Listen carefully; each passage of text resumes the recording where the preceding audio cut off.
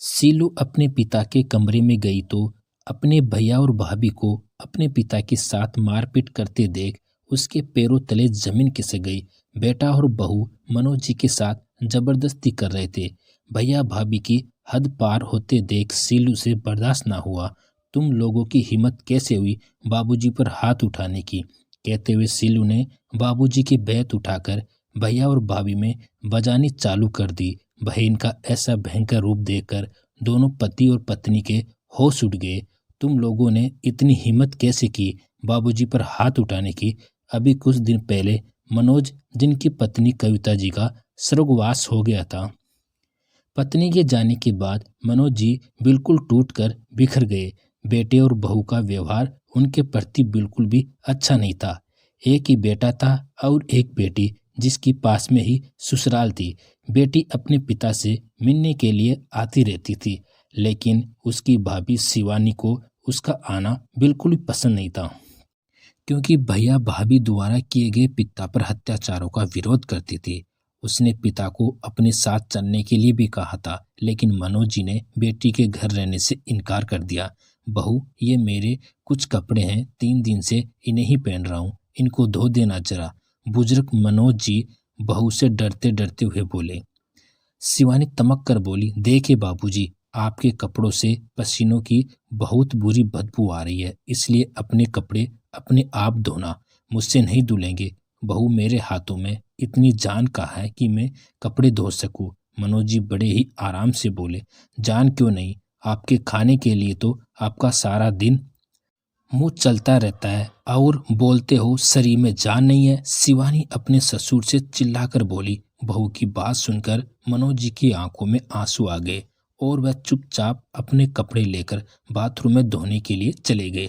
जैसे तैसे उन्होंने अपने कपड़े धोकर सुखा दिए। शाम को जब बेटा घर आया तो मनोज जी बोले, देख ले बेटा, अब मेरे कैसे दिन आ गए हैं। तेरी माँ के मरने के बाद अपने कपड़े भी खुद को धोने पड़ रहे हैं। बाबूजी बेटे गौरव की तरफ देखते हुए बोले, बाबूजी आपको कुछ काम है या नहीं? सुबह जाता हूँ जब कुछ ना कुछ बात लेकर बैठ जाते हो।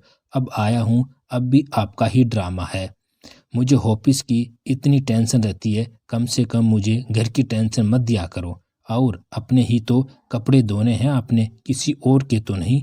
आपको पता है शिवानी शहर की पढ़ी लिखी लड़की है, उससे इतना काम नहीं होता, इसलिए अपने काम खुद कर लिया करो। गौरव झुंझलाते हुए बोला।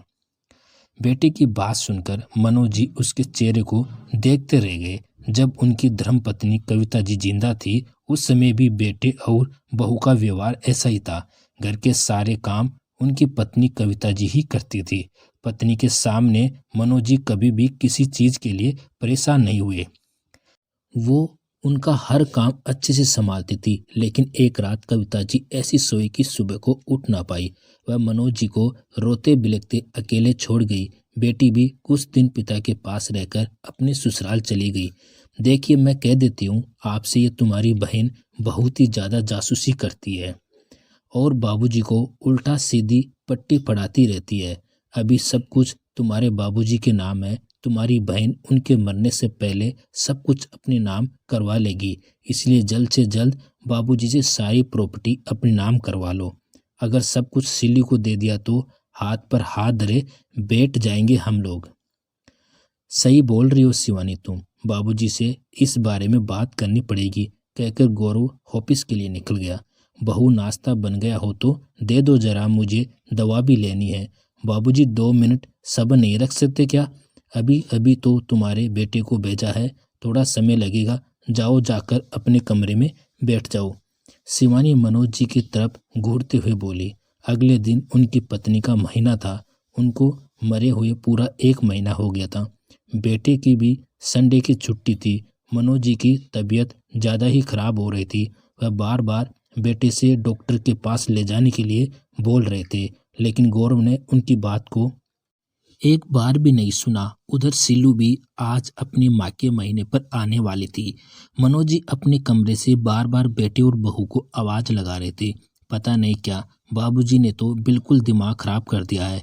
एक संडे मिलता है, उसमें भी चैन से नहीं जीने देते मुझे, कहते हुए दोनों बेटा और बहू उनके कमरे में चले गए। कौन सी आफत आ गई बाबूजी, जो इतनी देर से चिल्ला रहे हो? बेटा बस मेरी खांसी की दवाई ला दे स्टोर से। बाबूजी आपको खर्चा बढ़ाने के सिवा कुछ काम है कि नहीं? हल्की फुल्की खांसी है, अपने आप ठीक हो जाएगी। आज बेटे की बातों पर मनोज जी को गुस्सा आ गया। ठीक है बेटा, अब मैं तुम लोगों को बहुत बोझ लगने लगा हूं ना, तो मैं अपने इस घर को और सारी प्रॉपर्टी को किसी अनाथालय में दान दे दूंगा। बाबूजी की बात सुनकर बेटा और बहू का मुंह फटा का फटा रह गया। ऐसे कैसे दान में दे दोगे आप सारी प्रॉपर्टी को, जब तक मैं जिंदा हूँ? बेटे और बहू ने उनकी आलमारी से प्रॉपर्टी के कागज निकाल कर जबरदस्ती साइन करवाने लगे। मनोज जी ने साइन करने से साफ इनकार कर दिया। गौरव और उसकी पत्नी ने बाबूजी के साथ मारपीट करनी शुरू कर दी। तभी सिल्लू भी माँ के महीने पर मायके पहुंच गई। पिता के कमरे से आती है आवाज सुनकर कमरे में गई तो उसके भैया और भाभी बाबूजी के साथ मारपीट कर रहे थे। अपने पिता की ऐसी हालत देख सिल्लू से बर्दाश्त ना हुआ और उसने कमरे में रखी बाबूजी की बेंत उठाकर भैया और भाभी की धुलाई कर दी। तुम लोगों की हिम्मत कैसे हुई बाबूजी के साथ ऐसी हरकत करने की? आज तुम्हें नहीं छोड़ूंगी। कहते हुए सिल्लू ने पुलिस को फोन मिला दिया। पुलिस तुरंत वहां पहुंच गई और बेटे और बहू को अपनी हिरासत में ले लिया। बेटे और बहू ने पिता से कई बार माफी मांगी, खूब नाक रगड़ी, हाथ भी जोड़े, लेकिन उन्होंने बेटे और बहू की एक नहीं सुनी और पुलिस उन्हें पकड़कर ले गई। बेटी सिल्लू ने पिता को अस्पताल ले जाकर उसकी दवा गोली करवाई। मनोज जी ने अपनी प्रॉपर्टी बेटी को देनी चाही, लेकिन सिल्लू ने कुछ भी लेने से साफ इनकार कर दिया। अपने मरने से पहले मनोज जी ने अपना सब कुछ एक अनाथालय में दान कर दी। तो दोस्त, ये कहानी कैसी लगी कमेंट करके जरूर बताना। आपका धन्यवाद।